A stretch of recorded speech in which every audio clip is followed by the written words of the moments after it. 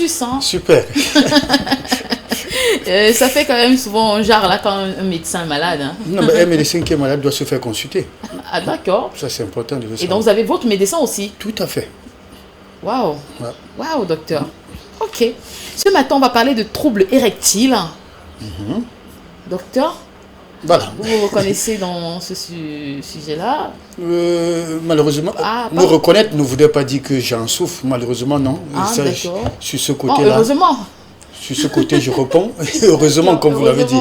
Voilà. Heureusement pour vous, d'accord. Mais ce n'est pas une fatalité. Non, c'est pas une fatalité, c'est une panne. Hein. D'accord. Tout le monde peut l'avoir. C'est une panne sexuelle, comme j'ai l'habitude de le dire. A priori, c'est vrai que c'est longtemps tabou. Oui. On ne parlait pas, on n'en parle même pas souvent, même avec sa femme, on n'est pas dit, son partenaire, on n'en parle pas. Généralement, j'ai ça. Toujours on dit, généralement, bac. On dit, on voit ces vendeurs ambulants ou encore les médecins d'à côté pour courir, acheter, généralement, ce qu'on appelle du Viagra. Tout simplement, pourquoi? Parce qu'on dit que, ah non, monsieur, depuis quelques jours, ça ne répond pas. Oui, ça peut ne pas répondre. Ça, c'est possible que ça ne réponde pas. C'est pas tous les jours qu'on est performant. Je crois que même Etofis nous pourrait le dire. En tant que, voilà. D'accord.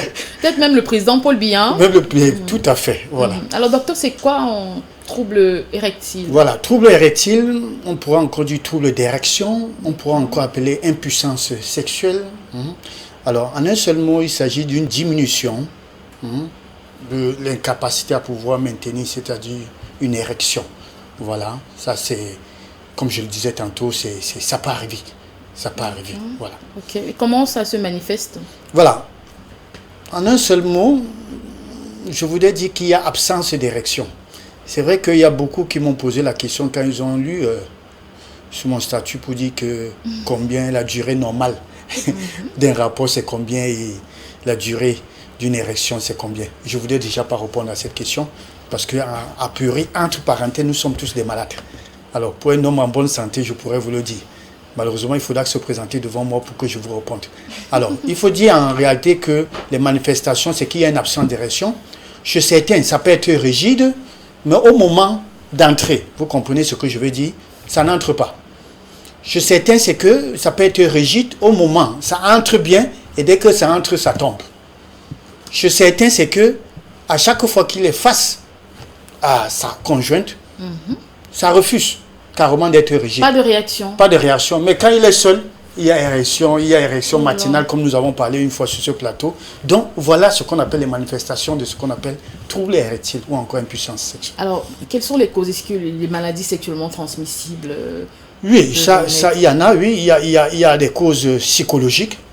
Il y a des causes psychologiques, il y a des causes physiques ou encore organiques. Notamment, on devrait citer tout cela, accompagné de ces multitudes, ça, il faut dire des facteurs. Notamment comme facteur des risques, je voudrais commencer par hier, nous célébrons la journée mondiale de la dépression. La dépression fait partie, et comme je le disais, ça fait partie la deuxième cause de mortalité aujourd'hui, la dépression après les maladies cardiovasculaires. Donc, beaucoup en souffrent. La dépression, on déprime. Alors, ça, il y a également la fatigue. On peut être fatigué aujourd'hui, ne pas être à même de répondre. Comme je disais tantôt, il y a des pathologies, notamment le diabète, l'hypertension artérielle, le taux de cholestérol également, le surpoids, l'obésité. Généralement, tous ces gens-là, ne vous étonnez pas, un matin de ne plus commencer, de ne plus pouvoir répondre à cause de tous ces facteurs dont j'ai cité. Il y a des médicaments, il y a des gens qui prennent des médicaments et que ça impacte justement sur l'érection également. Ça, il faut toujours, ça c'est important de le signaler également. Quand vous prenez un traitement à cause d'une pathologie, ça également, il y a des infections. Voilà. D'accord. Alors, à quel moment on devrait s'en inquiéter, docteur? Voilà, comme je disais tantôt, on n'est pas performant tous les jours. Même un jeu de football aujourd'hui, il est brillant. Demain, quand il n'est pas brillant, on se plaint. La même chose, on vit cela. Aujourd'hui, on pourrait être performant et demain, notre femme dit, mais qu'est-ce qui s'est passé hier? Justement, c'est une belle question, il faudra s'interroger. Qu'est-ce qui s'est passé hier? Voilà. Mais alors, s'inquiéter, il faudra que ça perdure. C'est-à-dire, au-delà de 3 mois, c'est un problème. Et à chaque fois que vous devez avoir des rapports et que ça se manifeste, que ça perdure, que ça se répète pendant les rapports, c'est un problème. En ce moment, il faut consulter. Ne commencez pas à prendre du Viagra sans consulter. Ça, c'est important de le dire. D'accord.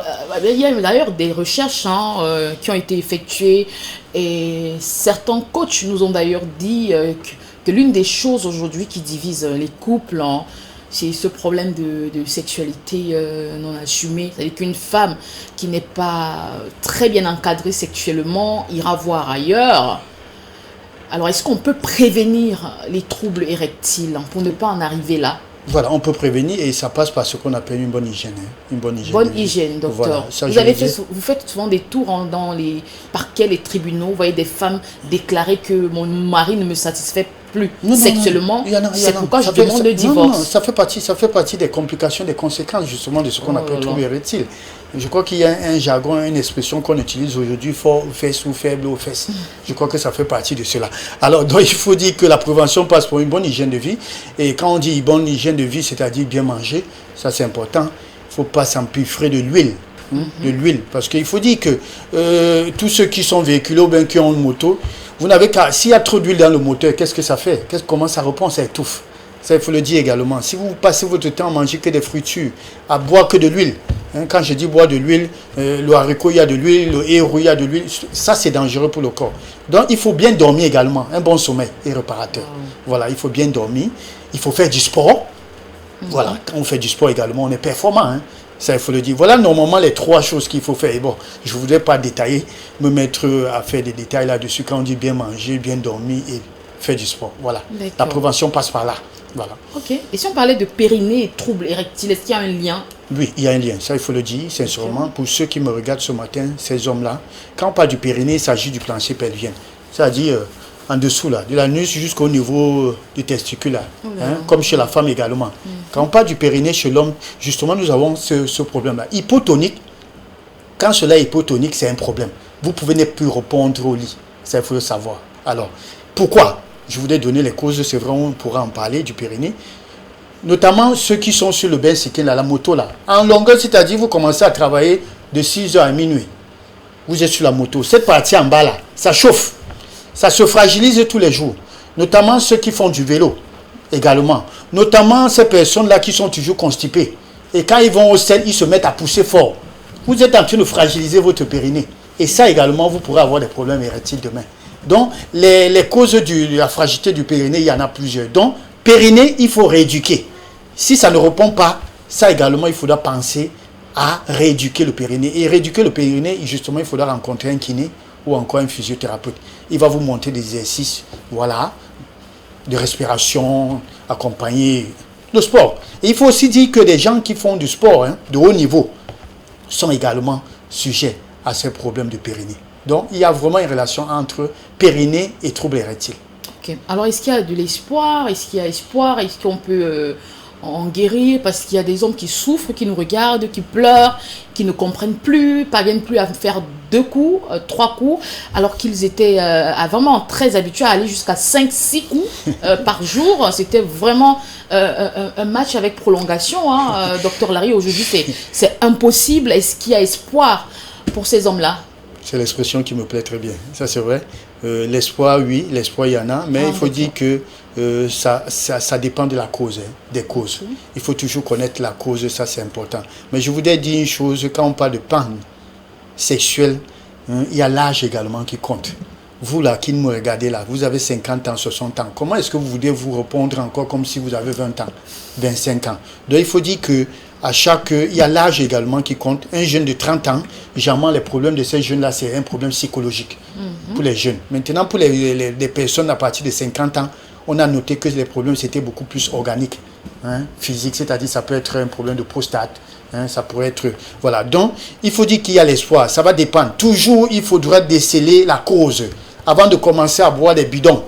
Parce qu'il y a des gens là dans les quartiers qui disent qu'ils préparent les écoles pour ça. Avant de commencer à boire ces bidons, ces 30 litres, cherchez d'abord à savoir c'est quoi le problème. Comme je disais tantôt, ça pourrait être un problème psychologique tout simplement. Tout simplement parce que vous avez soupçonné que votre femme vous trompe. Et du coup, à chaque fois quand vous voulez monter sur elle, ça ne répond pas. Ça, c'est également un problème. Ça pourrait être aussi le problème que dans le foyer, il n'y a plus de dialogue. Ça également, à chaque fois que vous voulez faire, ça ne répond pas. Ça pourrait être également un problème de préparation. C'est-à-dire, on ne se prépare pas avant. Ça également, donc, Je dis il faut déceler toujours la cause. Pour le traitement, ça existe. Voilà. D'accord. Mais ce n'est pas le Viagra a priori. Il ne faudra pas penser directement pas au Viagra. de Viagra. Voilà. Et d'ailleurs, avec des effets secondaires. Hein. Qui impactent justement beaucoup plus sur le cœur. Il faut faire très attention. Oh là là, voilà. oh là là. On a vu plusieurs autorités passer de vie à trépas sur fait. les lits voilà, dans les hôtels. Voilà, parce qu'ils ont voulu aller un peu très vite. Aller, voilà. Ou bien prouver encore à la petite que non, je suis encore fort. Oui, donc il faut aller doucement. Il faut aller doucement, tout à fait. À partir de quel âge 50 Il n'y a pas d'âge, je voulais dire. Hein. L'homme peut être viril jusqu'à 70 ans. Ça dépend de son hygiène de vie. Hein. Alors, à chaque fois que vous commettez des gaffes, comme on dit, buvons vivant, vous buvez vivant là, vous mangez vivant, vous faites tout ce négatif là, ça vous rattrape plus tard. Oui. À 45 ans, 50 ans, quand vous commencez à ne plus répondre, regardez un peu le passé, ce que vous avez fait. C'est ça qui vous rattrape tout compte fait. Se mettre à manger à 2 h du matin à Bépanda ou bien dans les rues, accompagner des biais, ça c'est autant de choses. Donc il n'y a pas d'âge. Moi je pourrais dire on pourrait aller même jusqu'à 70 ans, 80. D'ailleurs moi j'irai jusqu'à cet âge. Amen. Merci beaucoup docteur Larry. Des aliments pour sortir. Oui, nous avons des aliments pour booster l'érection. Il y en a. Je voudrais commencer par le chocolat noir. J'aime bien le chocolat noir. D'ailleurs on en trouve toujours dans mon sac. Ouais. Pour plusieurs raisons. C'est pas seulement un vibro. Oui. Ça fait beaucoup de choses. C'est bon, c'est cardioprotecteur. C'est bon pour le cœur. Notamment, voilà, ça prépare également l'excitation. Ça a beaucoup de vertus. Nous avons la pastèque. Hein? La pastèque également, il ne faut pas jeter les grains. Quand je dis ne pas jeter les grains, il ne s'agit pas de prendre une pastèque et manger tous les grains là-bas. Vous allez mourir certainement. Alors, donc, on prend quelques grains. Normalement, nous avons la papaye. Nous avons la banane. La banane également, ça c'est très bien. Nous avons les grenades. Ouais, c'est vrai que c'est les fruits de bobo. Nous avons les fruits rouges en général. Nous avons également les dattes. On en vend. Il y a les gens qui poussent là. En de côté, allez partout là, vous allez voir les dattes. Hein, vous faites un bon smoothie avec la banane, avec l'avoine, ça vous booste. Donc, les aliments, il y en a plusieurs, tout compte fait. Mais toujours connaître ses antécédents. Parce que si vous êtes diabétique, n'allez pas faire ce que je suis en train de dire là. Ça, vous risquerez de trouver votre taux de glycémie à 3 grammes. Donc, faites très attention. Toujours, approchez-vous des spécialistes qui pourront vous accompagner, des psychologues, des nutritionnistes, qui pourront vous accompagner dans ce problème de troubles érectiles. D'accord. Merci beaucoup à vous, Dr Larry, pour ces conseils. On encourage aussi les femmes à être aux côtés de leur chéri. Vous savez, quand ils sont virils, c'est bien. Maintenant, quand ils commencent à avoir des problèmes, des troubles érectiles, la femme a un très grand... Il faut l'accompagner, il ne faut pas frustrer. Il ne faut pas frustrer. Surtout préparer l'homme et dire à ce dernier que l'amour, ce n'est pas seulement la pénétration. Oui. Donc, ça passe par une certaine étape et il faut avoir un bon système. Neurologique, il faut avoir un bon système cardiovasculaire et il faut ce qu'on appelle une préparation à l'excitation. Et là, ça passe par la femme. C'est la femme qui devrait contribuer justement à ce que l'homme sorte de ce cercle, je dirais, infernal. Voilà. D'accord. Merci beaucoup. Passez une excellente journée, docteur, et surtout un excellent week-end. Toujours bien vêtu. Vous revenez ici en blanc, certainement, lundi prochain. Merci encore. Bon week-end. Okay.